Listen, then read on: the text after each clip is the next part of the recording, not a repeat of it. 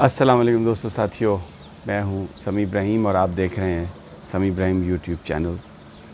آج اتوار ہے اور 27 اپریل، اور میں اسلام آباد میں جہاں پہ میں E11 میں رہتا ہوں اس بالکنی میں اس فلیٹ کی کھڑا ہوں۔ اور سب سے پہلے تو آپ کو یہ بتا دوں کہ یہاں پر آج موسم پھر وہی ٹھنڈ ہے، بارش ہے۔ یہ میں گھما کے آپ کو کچھ دکھانے کی کوشش کرتا ہوں۔ یہ میرے پیچھے آپ کو یہ مارگلہ کی پہاڑیاں نظر آ رہی ہیں اور اس کے اوپر یہ آپ کو بادل نظر آ رہے ہیں، یہ بارش۔ یہ میں فیس زیادہ دیر اس طرح نہیں رکھوں گا، اس لیے کہ پھر وہ لائٹ جو ہے وہ آپ کو نہیں یہ دکھا سکے۔ یہ دیکھیں، یہ بادل ہے، بارش برستی رہی ہے صبح۔ اور ایک اور ویو آپ کو دیتا ہوں، یہ اس طرف، یہ بھی آپ دیکھیں اسلام آباد کا یہ ویو ہے، اور یہ بہت ہی خوبصورت نظارے ہیں جو میں آپ کو دکھاتا ہوں۔ ٹریفک بہت کم ہے سڑکوں پر کرونا کی وجہ سے، اور خوف و ہراس ابھی تک ہے، ہونا بھی چاہیے۔ احتیاط جو ہے اس کو میں یہ نہیں کہتا کہ میں نے شاید یہ ورڈ غلط یوز کیا، خوف و ہراس۔ احتیاط لازم ہے، سنت نبوی ہے۔ گھروں میں رہیں جب تک اس بیماری کا خاتمہ نہیں ہوتا۔ اپنی جو موومنٹ ہے اس کو ریسٹرکٹ کریں۔ یہ میں ہر ویڈیو میں آپ سے درخواست کرتا رہوں گا، کیونکہ اس کا تعلق میری اور آپ کی زندگی سے ہے۔ آج 2-3 بڑے اہم موضوعات ہیں جن پر میں بات کروں گا، لیکن اس سے پہلے مجھے معاف کر دیجیے گا اگر سین جو آپ کے آگے پیچھے نظر آ رہے ہیں کچھ آپ کو تارے بے ہنگم سی نظر آ رہی ہوں، کیونکہ یہ ایک عام طرح کا درجے کا یہ فلیٹ ہے جس میں میں رہتا ہوں، تو اس میں ہر چیز اسی طرح کی ہے بس۔ تو میں اس کی معذرت چاہتا ہوں آپ سے، اگر کوئی ناگوار آپ کو کوئی چیز یا کوئی چیز سین کوئی ایسا یا کوئی چیز پڑی ہوئی آپ کو گزرے تو اس کے لیے معذرت۔ آج بہت امپورٹنٹ بات آپ کے ساتھ ڈسکس کروں گا۔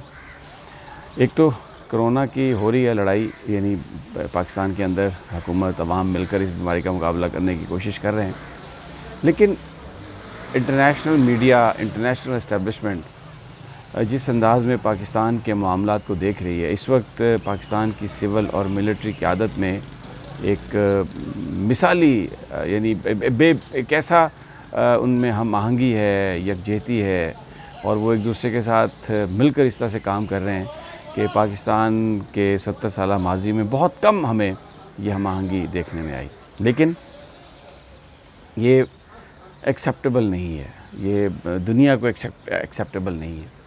اور بڑے بڑے اچھا، اب یہ میں خبر آج اس لیے اٹھا رہا ہوں، یہ میں ذکر اس لیے کر رہا ہوں کہ میں مولانا طارق جمیل والے موضوع پر بھی آپ سے بات کرنا چاہتا ہوں کہ انہوں نے جو میڈیا کے بارے میں، دنیا کے میڈیا کے بارے میں، پاکستان کے میڈیا کے بارے میں جو کچھ کہا، اس پر جو ریاکشن آیا، اور پھر انہوں نے جس طرح سے ان سے یہ معاملہ ختم ہوا کہ جی وہ معذرت انہوں نے کر لی ہے۔ اب اگر سوال یہ ہے کہ یہ تو جو فریڈم آف ایکسپریشن ہے اس کے اوپر ایک بہت بڑی قدغن ہے، یہ تو یہ میں اس پر پوری تفصیل سے آپ سے بات کروں گا، اور یہ جو خبر ہے اس کا تعلق اس کنٹیکسٹ میں آپ پھر مولانا طارق جمیل صاحب کی بات کو اگر آپ دیکھیں گے، سنیں گے، تو آپ کو لگے گا کہ مولانا نے کوئی غلط بات نہیں کی۔ مولانا نے جو منظر کشی کی، جو سب کچھ بتایا، وہ بالکل وہ حقیقت کے قریب تھا۔ میں آپ کو ثابت کروں گا۔ فائنینشل ٹائمز لکھتا ہے کہ کرونا کا جو معاملہ ہے پاکستان میں، اس کو بنیاد بنا کے پاکستان کی فوج نے عمران خان صاحب کو سائیڈ لائن کر دیا، اور اس میں وہ 22 مارچ کا حوالہ دیتے ہیں کہ جب جی پرائم منسٹر صاحب نے یہ کہا تھا کہ لاک ڈاؤن نہیں ہوگا، تو بس اس کے چند گھنٹے کے اندر اندر ہی جو نئے DGISPR تھے، میجر جنرل افتخار بابر، انہوں نے پریس کانفرنس کی اور انہوں نے یہ کہا کہ جناب یہ تو لاک ڈاؤن بھی ہوگا اور سب کچھ ہوگا، اور جو فیصلے وفاقی حکومت نے کیے تھے ان سب فیصلوں کی نفی کر دی۔ یہ جناب اس پورا جو کالم ہے، جو ان کی جو خبر ہے، اس کی یہ بنیاد ہے۔ اس کے بعد وہ کہتے ہیں جی کہ NDMA بنا ہے اور سائیڈ لائن کر دیا گیا ہے، پاکستان کی آرمی نے عمران خان کو سائیڈ لائن کر دیا ہے، اور اب عمران خان کی کوئی وہ پولیٹیکل حیثیت نہیں۔ اب بہت سارے لوگ یہ کہتے ہیں کہ، اور پھر اس میں کوٹ انہوں نے کیا ہوا، نفیسہ شاہ کو کوٹ کیا ہوا ہے، پیپلز پارٹی کے لوگوں کو، جو عمران خان صاحب کی جو مخالف فورسز ہیں، یعنی وہی بیانیہ۔ اگر NDMA اور پاکستان کی فوج سول حکومت کے ساتھ مل کر پاکستان میں کام کرتے ہیں تو اس کا مطلب ہے کہ عمران خان کو سائیڈ لائن کر دیا گیا۔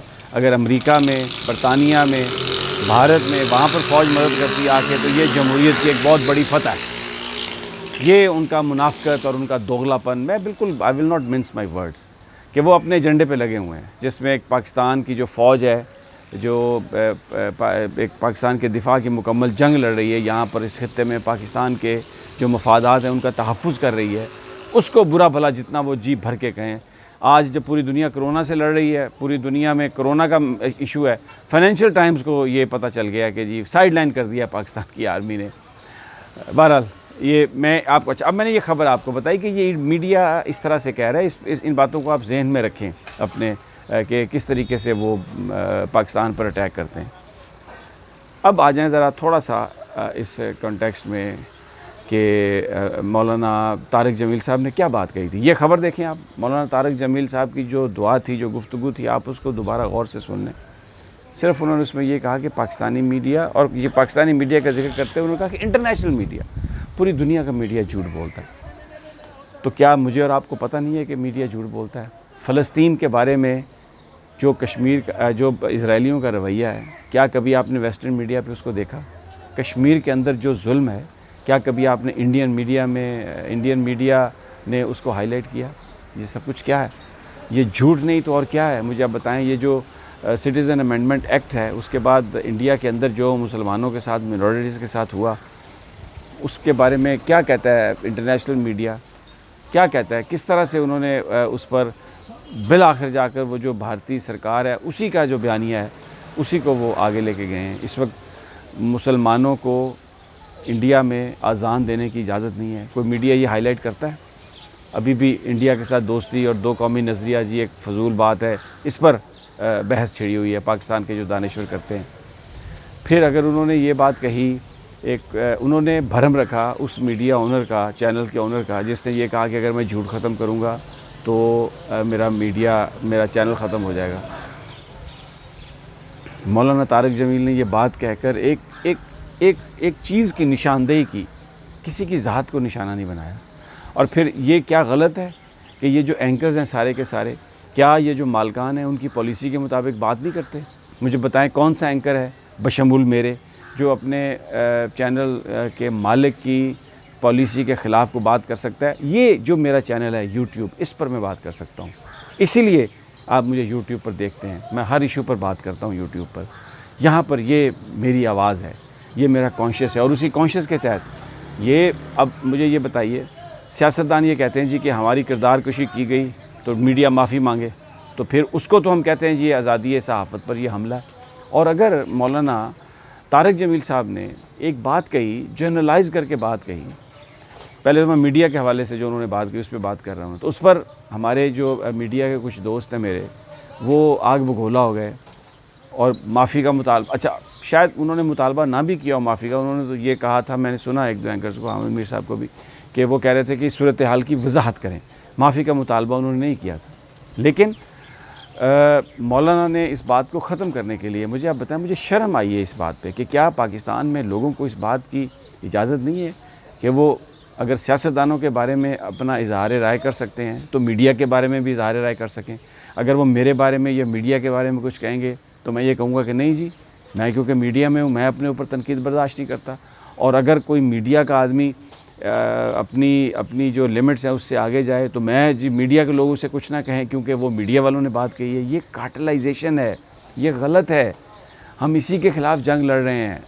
پرائم منسٹر عمران خان بھی یہ جو کارٹلائزیشن ہے، چاہے وہ شوگر مافیا کی ہو، چاہے وہ میڈیا مافیا کی ہو، چاہے وہ آٹا مافیا کی ہو، چاہے وہ لون مافیا کی ہو، چاہے وہ کسی آئی پی پی مافیا کی ہو، اسی کے خلاف تو ہم جنگ لڑ رہے ہیں. دیکھیں جس طرح میڈیا کو آزادی ہے کہ وہ کچھ بھی کہے، اسی طرح مولانا طارق جمیل صاحب کو اور کسی بھی پاکستان کے آدمی کو اس بات کی اجازت ہے کہ وہ اپنا اوپینین کا اظہار کرے. ہاں اگر وہ کسی پر کوئی الزام لگاتا ہے تو پھر اس کو ثبوت پیش کرنے چاہیے. اگر وہ ثبوت نہیں پیش کر سکتا تو عدالتیں موجود ہیں، چاہے بھلے تاخیر ہو. دیکھیں میرے ساتھ فواد چودھری نے ایک واقعہ کیا، میری درخواست سپریم کورٹ میں پینڈنگ پڑی، ایف آئی آر درج نہیں ہوئی.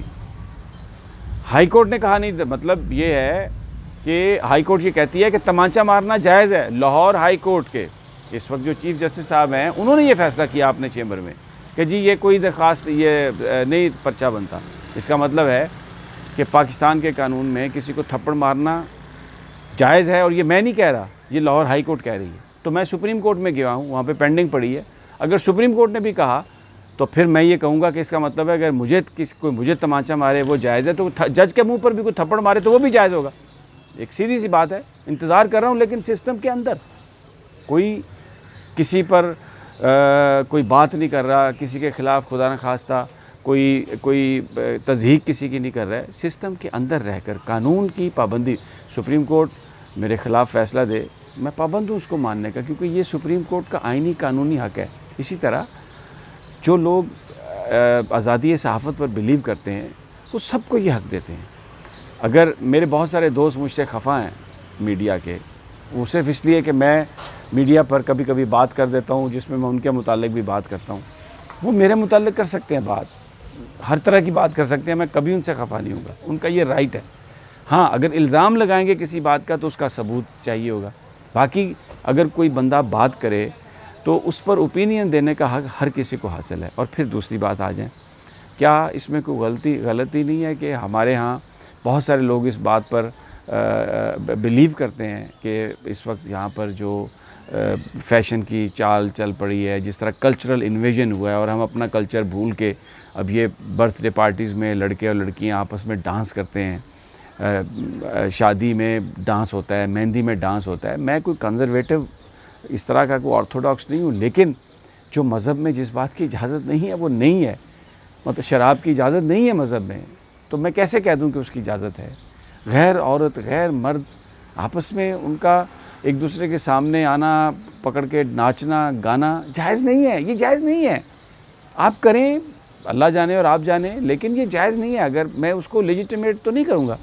تو اگر مولانا طارق جمیل صاحب نے یہ بات کہی ہے کہ اس دنیا میں، اس ملک میں اس لیے یہ ہم پر عذاب آیا ہے، یا انہوں نے اپنی رائے کا اظہار کیا کہ ہم اللہ کے دین سے دور ہو گئے ہیں، تو مجھے بتائیں اس میں کیا خامی ہے؟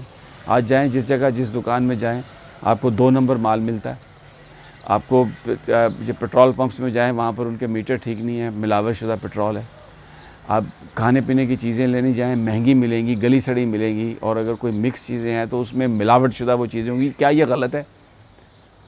اگر کوئی بندہ یہ بات کرے اور پھر مولانا طارق جمیل جیسا، میں اس ایشو پر بات نہیں کرنا چاہتا تھا، لیکن پچھلے 2-4 دنوں سے بڑی بحث ہوئی. میں کل اپنے والد صاحب کی وجہ سے میں نہیں آ سکا، ویڈیو یوٹیوب نہیں کر سکا، اس لیے میں کل اس پہ بات کرنا چاہتا تھا. لیکن یہ میرا فرض ہے.